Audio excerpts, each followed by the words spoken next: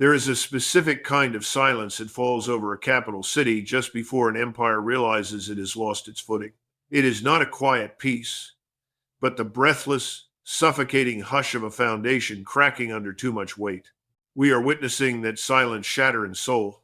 The events unfolding on the Korean Peninsula are not merely a domestic political crisis, nor are they simply the desperate flailing of an unpopular president facing corruption scandals. To view them as such is to miss the forest for the rotting trees. What we are watching in real time is the catastrophic structural failure of the American security architecture in the Pacific. South Korea has long been heralded as the linchpin of the United States strategy in East Asia, a fortress of liberal democracy standing guard against the so-called authoritarian axis of Pyongyang, Beijing, and Moscow. But when the fortress gates are barred from the inside, and the commander of the garrison declares war on his own citizenry, the illusion of strength evaporates, revealing the terrifying fragility of Washington's global projection of power. President Yoon Suk-yeol's declaration of emergency martial law, a decree lasting only 6 chaotic hours but inflicting generational damage, was not an anomaly. It was a symptom of a terminal illness infecting the entire vassal state system that the United States has cultivated since the end of the Second World War. When Yoon appeared on television, declaring that he must suspend constitutional order to protect that very order from anti-state forces and communist sympathizers, he was reciting a script that has been written and rewritten in the halls of American client states for decades. This is the logic of the imperial periphery. Destroy the village to save it, crush the democracy to preserve the alliance, and silence the dissenters to maintain the facade of unity. Washington was reportedly caught off guard, a claim that strains credulity given the deep integration of U.S. intelligence within the South Korean military apparatus. But whether it was incompetence or complicity, the result is the same. The ironclad alliance is rusting through. To understand the gravity of this moment, we must strip away the sanitized headlines of the Western press and look at the raw mechanics of history.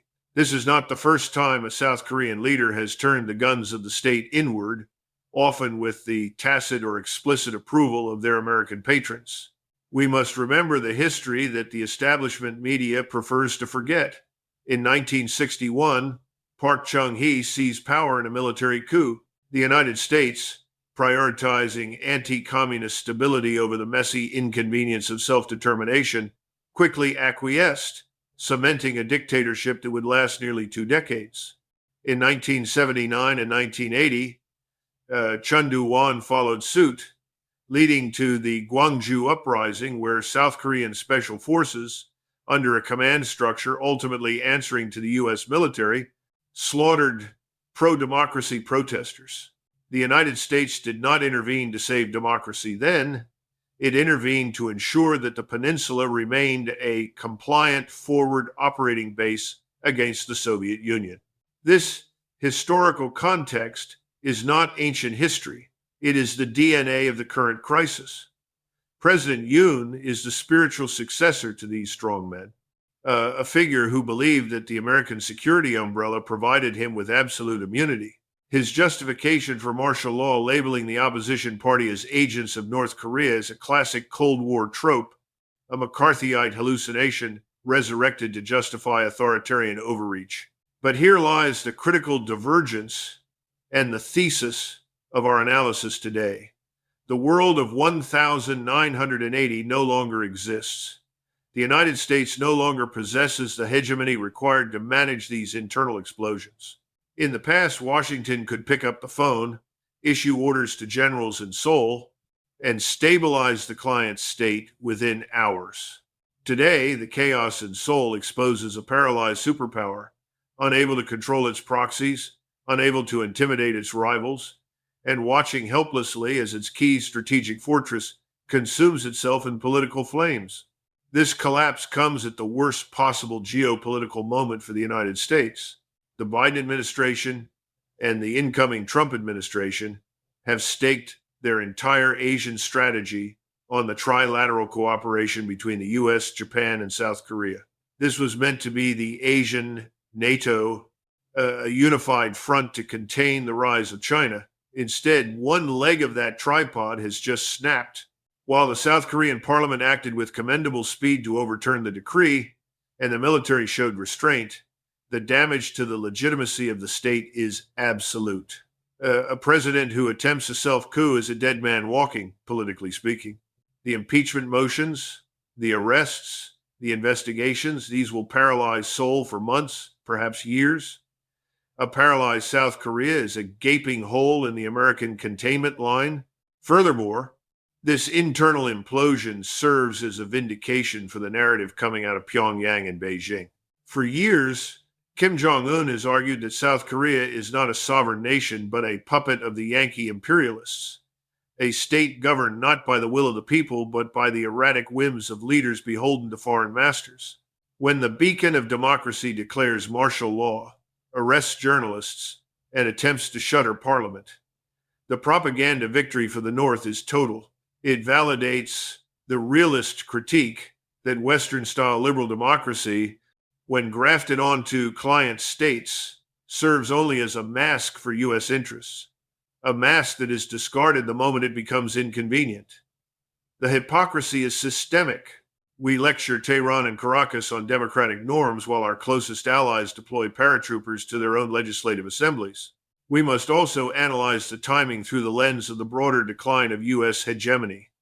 This is the twilight of the empire, where the center can no longer hold the periphery. Just as the Roman Empire faced rebellions and instability in its distant provinces as its central authority waned, the United States is seeing its influence fray at the edges. The war in Ukraine is draining Western stockpiles. The genocide in Gaza has shredded Western moral credibility. And now the keystone of the Pacific is crumbling. Yoon's gamble was the act of a desperate man, but it was also the act of a leader who sensed that the old rules no longer apply. He likely believed that Washington, obsessed with stability and terrified of losing South Korea to the political left, would support or at least tolerate his power grab. That he miscalculated is less important than the fact that he felt emboldened to try. It speaks to a breakdown in the discipline of the alliance. The mobilization of North Korea on the border during this chaos is the immediate, tangible threat that transforms this from a political tragedy into a geopolitical emergency. While the South Korean military was distracted, confusingly navigating orders between constitutional loyalty and martial law command, the North was watching. The profound danger here is miscalculation. A distracted, decapitated South Korean leadership is prone to overreaction. A U.S. military command, desperate to prove it, still holds the reins, might escalate tensions to reassert control. This is how wars start, not with a plan, but with a collapse of authority that leaves a vacuum for opportunism and fear. As we move deeper into this analysis, we will dissect the specific mechanisms of power that are failing.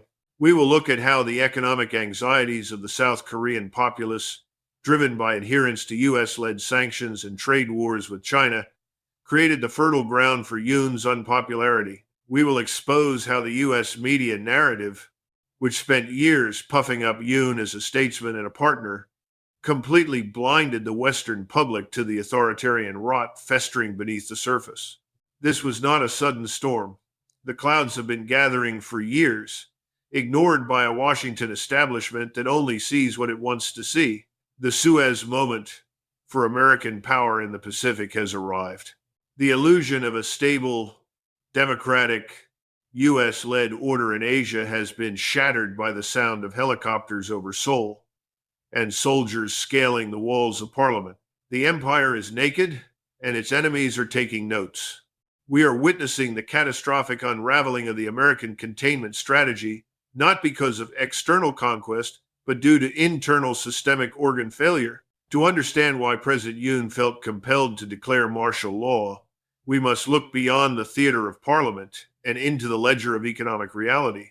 The Western media narrative wants you to believe this was a sudden snap of rationality. But in the world of geopolitical realism, political instability is almost always the trailing indicator of economic desperation. South Korea is not merely a military outpost for the United States. It is an economic vassal that is being forced to commit ritual suicide on the altar of American primacy. The chaos in Seoul is the direct result of Washington's demand that its allies decouple from their natural trading partners in the Eurasian landmass to serve a dying unipolar order. For decades, the unspoken contract between Washington and Seoul was simple. The U.S. provides security, and South Korea is allowed to prosper by trading with everyone, including China and Russia. That contract is being torn up by the Biden administration.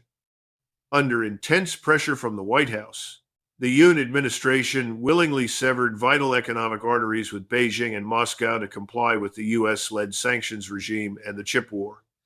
The result was predictable to anyone who understands the flow of global capital, yet it seemed to baffle the ideologues in the State Department. South Korea's export-driven economy crashed, trade deficits ballooned, the cost of living for the average Korean skyrocketed. When you force a nation to sanction its neighbors who hold the keys to its energy and its export markets, you are not isolating the enemy, you are strangling the ally. This is the system failure of the American imperial model in the 21st century.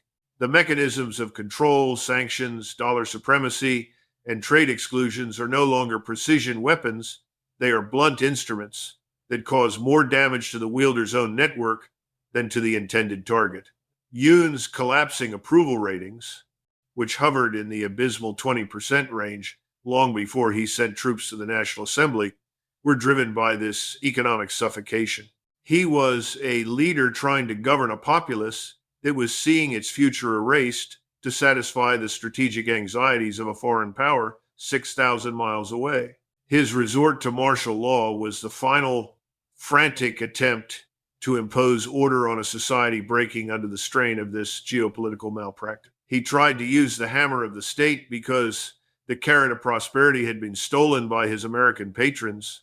While Seoul implodes under the weight of subservience, look closely at what is happening on the other side of the 38th parallel. This is where the narrative of U.S. strength completely disintegrates. While the U.S. fortress in the South is paralyzed by constitutional crisis and street protests, North Korea is demonstrating the effectiveness of the global alternative. The West has sanctioned Pyongyang for 70 years, assuming that isolation would lead to collapse. Instead, it led to the total circumvention of the Western order. North Korea has successfully integrated its security and economy with the Russian Federation, solidified by the recent mutual defense treaty between Kim Jong-un and Vladimir Putin. They have bypassed the dollar, bypassed the SWIFT system, and bypassed the international community, which is just a euphemism for the Western Bloc. This is the nightmare scenario that keeps policymakers awake in Washington.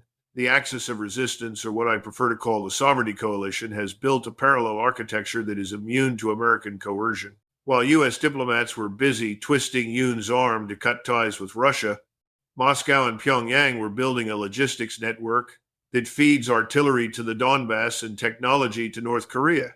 The contrast is stark and humiliating.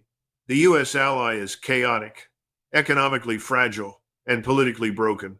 The U.S. adversary is unified, militarily expanding, and diplomatically insulated by the giants of the global South. The mechanism of maximum pressure has failed. It did not break the North. It broke the South. The panic in Washington right now is palpable. Even if the press briefings remain calm, they realize that their primary leverage, access to the U.S. financial system and market, is no longer a sufficient bribe to keep client states stable. If obeying the United States means economic ruin and political suicide, as it did for Yoon, then the entire alliance structure is built on a foundation of sand. We are seeing the limits of the values-based order. You cannot eat shared values. You cannot heat homes with democracy promotion. When the tangible benefits of the alliance evaporate, all that is left is the naked coercion of the empire. And as Yoon just demonstrated, that coercion eventually turns inward. Furthermore, this internal collapse in South Korea neutralizes the U.S. strategy of using Seoul as a manufacturing hub for the military-industrial complex. The Pentagon had high hopes of using South Korean shipyards and munitions factories to replenish the depleted stocks caused by the Ukraine proxy war. That plan is now dead in the water. A nation in the throes of impeachment and potential civil unrest cannot reliably produce the weapons of war for a foreign master. The supply chain is snapped. The arsenal of democracy is closed for repairs. This creates a terrifying window of vulnerability. The United States has relied on the perception of power, the idea that its alliances are immutable and its reach infinite. That perception is shattered when the world sees South Korean special forces besieging their own parliament while North Korean missile launchers roll freely in the distance. It signals to Beijing, to Moscow, and to Tehran that the U.S. security architecture is brittle. It suggests that the encirclement of China is a paper tiger composed of nations that are one bad news cycle away from total collapse. Washington presumed it could play chess on the global board, moving pawns like Yoon at will. But they forgot that pawns have their own internal gravity, and when you push them too hard against reality, they don't just move, they topple over, taking the king's protection with them. We must now confront the ugly, rotting heart of the matter. The events in South Korea strip away the last remaining veneer of the United States' moral authority, exposing the rules-based international order for what it truly is, a mechanism of control, not a code of ethics. For decades, the U.S. State Department has weaponized the concept of democracy to batter its geopolitical rivals, justifying sanctions, coups, and invasions under the holy banner of human rights.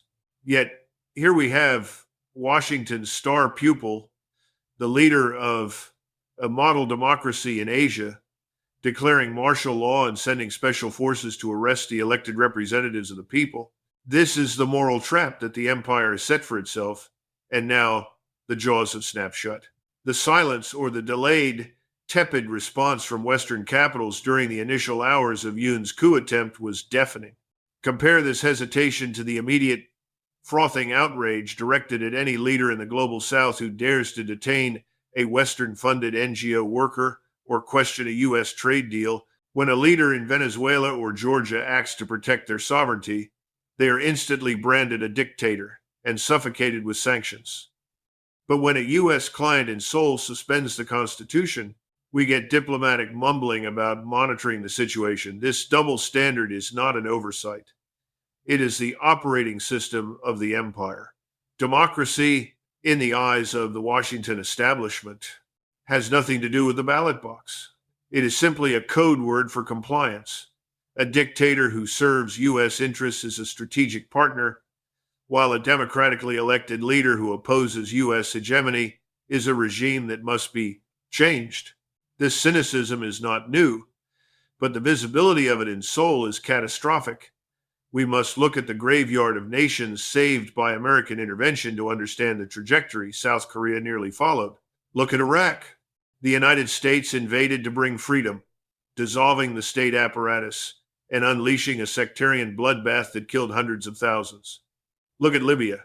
NATO intervened to protect civilians from Gaddafi, turning the most prosperous nation in Africa into an open-air slave market ruled by warlords. Look at Syria. Washington fueled a proxy war to support democratic rebels, resulting in the near total destruction of the country's infrastructure and the rise of extremism. In every single instance, the U.S. intervention was sold as a moral imperative, and in every single instance, it led to chaos, fragmentation, and outcomes far worse than the status quo ante. South Korea is now staring into that same abyss. The United States has treated the peninsula not as a partner, but as a resource to be extracted. But unlike the oil of Iraq or the gold of Libya, the resource here is human capital and industrial capacity. The Biden administration's CHIPS Act and the forced relocation of Samsung and SK Hynix factories to American soil is a form of high-tech looting. They are hollowing out the South Korean economy, stripping it of its crown jewels to reindustrialize America, all while demanding that Seoul pay for the privilege of its own occupation.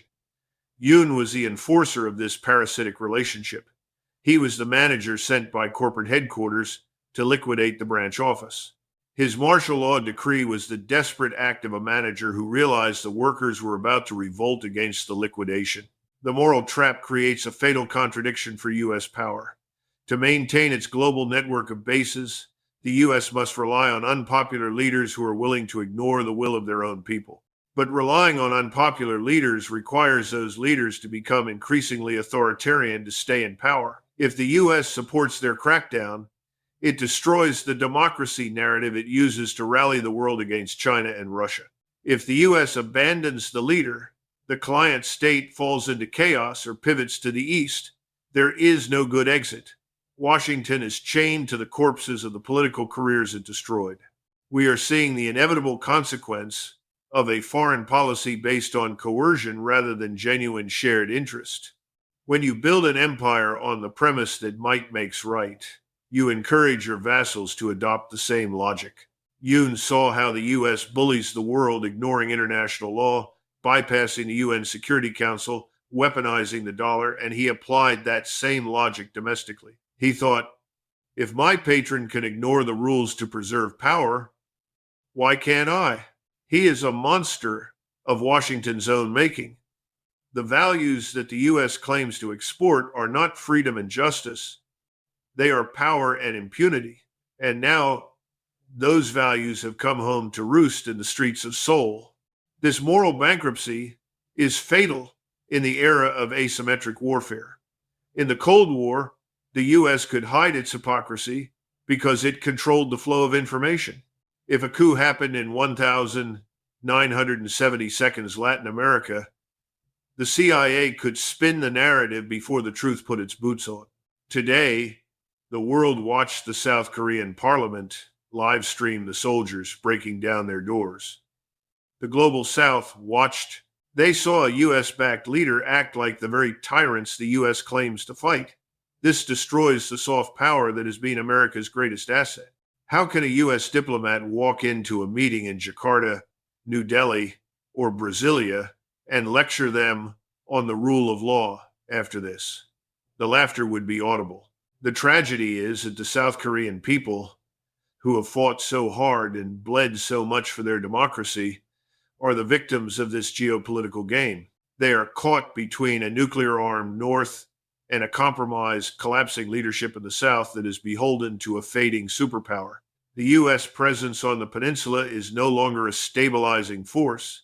It is an accelerant for instability. It polarizes the politics, distorts the economy, and now it has brought the country to the brink of dictatorship. The lesson for the rest of the world is crystal clear.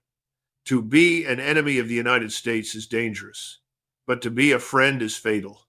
The moral high ground has been bombed into dust, and in the rubble of Seoul's political crisis, we can see the true face of the empire. A frightened giant, willing to sacrifice its own children to survive just one more day. While the Western media consumes itself with the soap opera of parliamentary maneuvers and impeachment votes, the tectonic plates of global power are shifting beneath our feet, unnoticed by the distracted masses. The collapse of political legitimacy in South Korea is not an isolated incident. It is the starting gun for a global reckoning.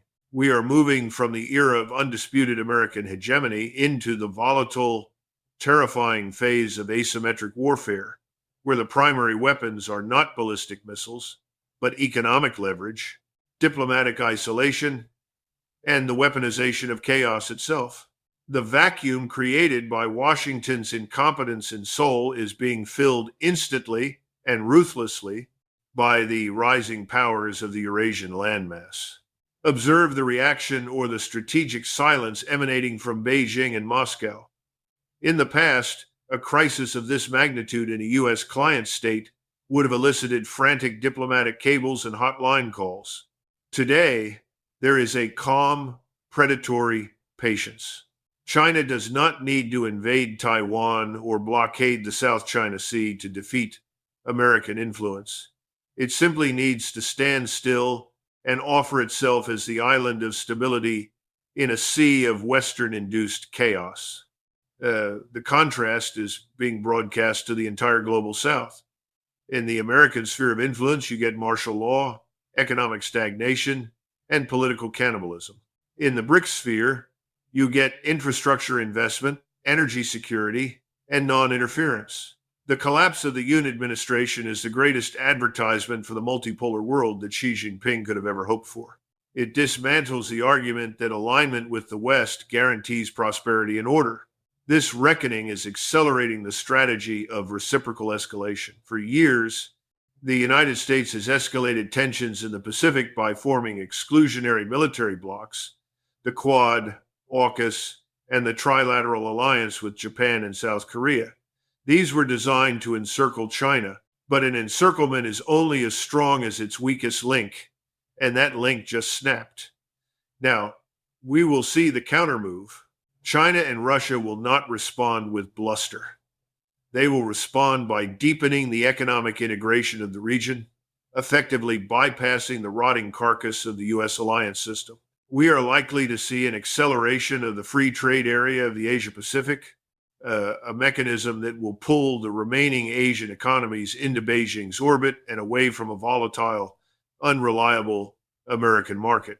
The most dangerous aspect of this new phase is the asymmetric nature of the conflict. The United States is still fighting the last war, obsessed with troop numbers, aircraft carriers, and missile defense systems.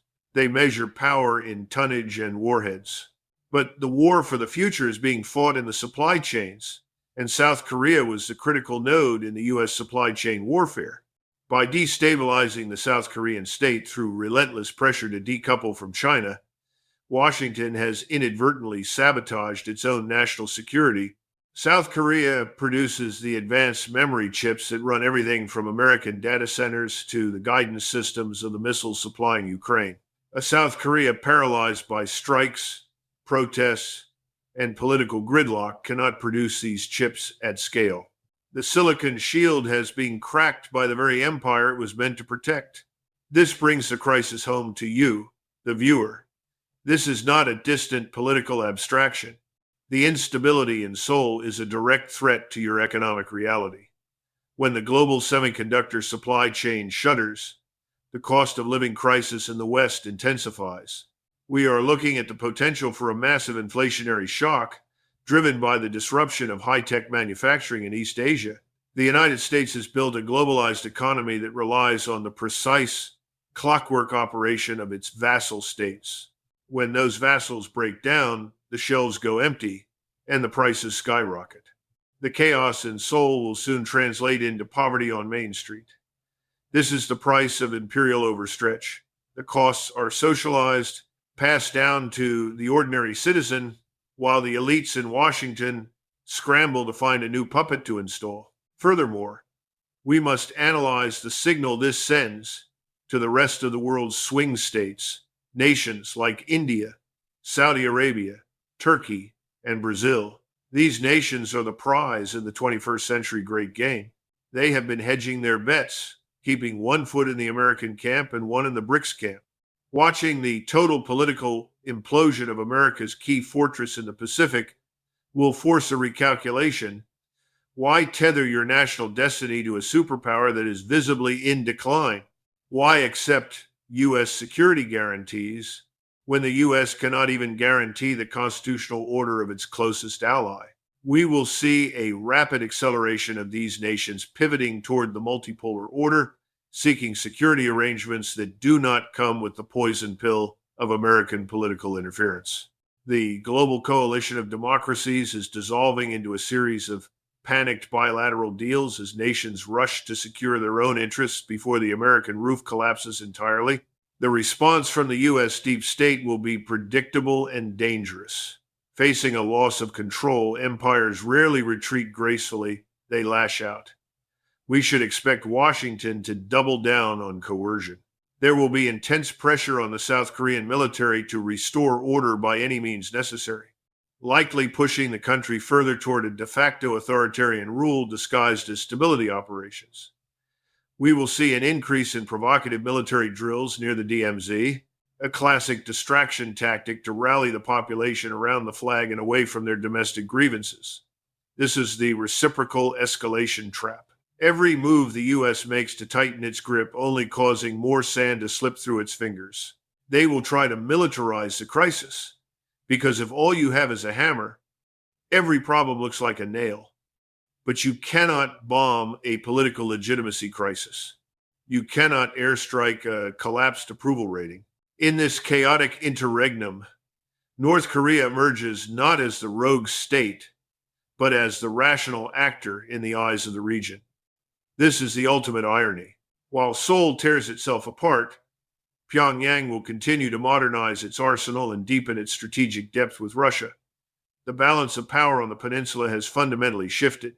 The U.S. nuclear umbrella feels a lot less reassuring when the hand holding it is shaking with tremors of senility and incompetence. The extended deterrence strategy is dead, killed by the reality that the U.S. is arguably more politically unstable than the regimes it opposes.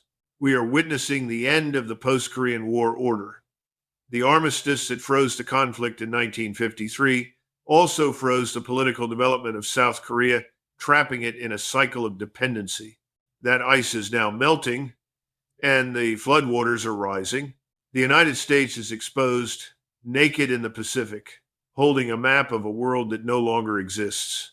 The asymmetric war has begun, and the first casualty was not a soldier on the border, but the myth of American competence. As we move to our final conclusion, we must face the ultimate question. When the illusion finally fades completely, what reality will be left standing in its place? Not just of this specific crisis in Seoul, but of an entire era of human history. The events we have dissected today, the martial law decree, the soldiers in the parliament, the shattering of the democratic facade, or the death rattle of the American century. We are standing in the twilight of empire, watching the long shadows lengthen across the Pacific, signaling the end of the myth that the United States is the indispensable nation, the eternal guarantor of order. That myth has died on the streets of South Korea, crushed under the weight of its own hypocrisy and incompetence.